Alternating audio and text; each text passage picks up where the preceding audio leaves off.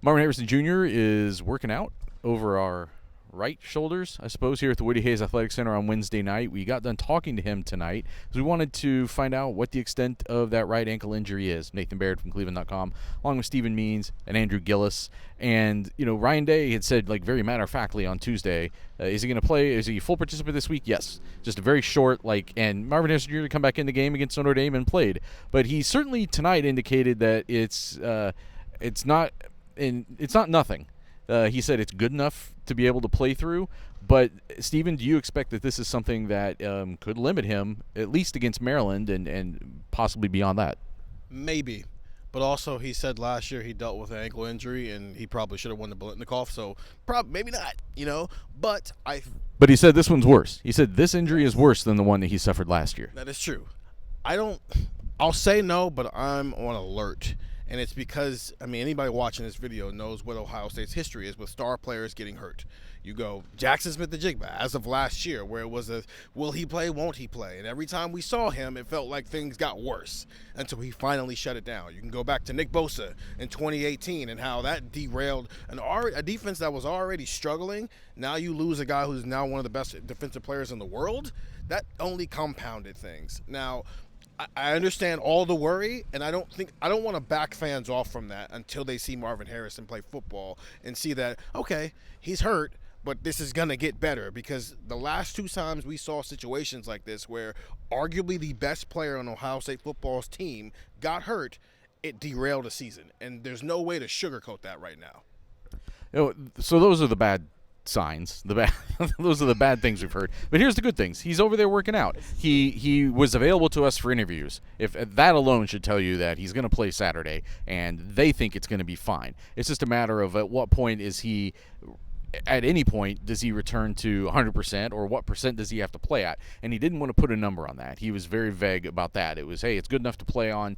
We'll worry about that some other time. But he did say it was hard to move it the day after the game, which we all sort of suspected it might have been. And I think it probably means that the bye week hit at a good week for Ohio State to give him the rest he needed to sort of build some momentum going forward. Do you think, Andrew, that Notre Dame game, though, becomes instructive because even before he got hurt, Notre Dame was really limiting him? Perhaps this injury affects him in the short term. Ohio State's got to find a way to be productive as an offense, whether he is having huge games or not. Well, I think the question is, too, is this injury enough where he's limited to a point where I'm just throwing out a number, 70% of Marvin Harrison Jr. means that teams don't have to double him? 60%?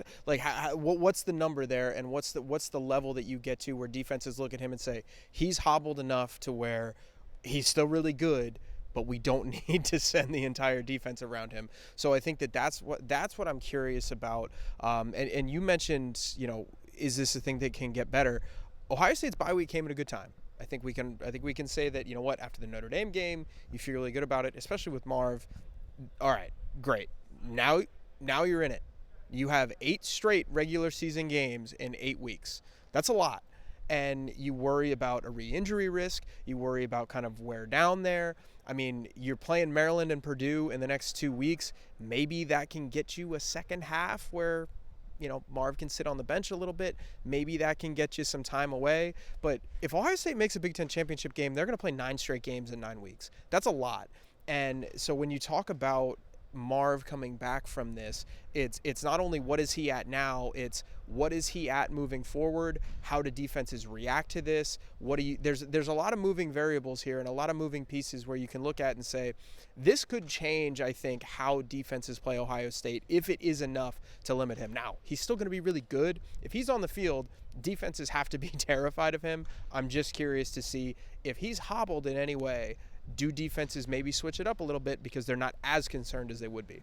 I think the buzzword you're going to hear is smart. He was already using that tonight, talking about what his week is going to be like this week, saying, and Ryan Day called him a full participant earlier this week, but tonight Marvin Harrison Jr. saying, hey, maybe there's a rep that you take off. Maybe you don't chase a deep ball the way that you would in another week's practice because you're trying to be smart and be as healthy as you can for Saturday. So this is a third-year guy. He, unfortunately, has been through an injury before, and as Steven said, you didn't really notice it from the numbers and the performance last season. So So I think he knows what he's doing. He's definitely a pro in the way that he handles himself, and I think you're going to see a guy try to manage this on a weekly basis so that he's the best player he can be on Saturdays. But still just something I think to keep in the back of your mind, because he definitely talked about it in a different way than I expected him to talk about it tonight, and I was intrigued by that. We're going to talk about this a lot more probably on the game preview pod, so get that wherever you can find Buckeye Talk out there with the podcast, and get the text 614-350-3315.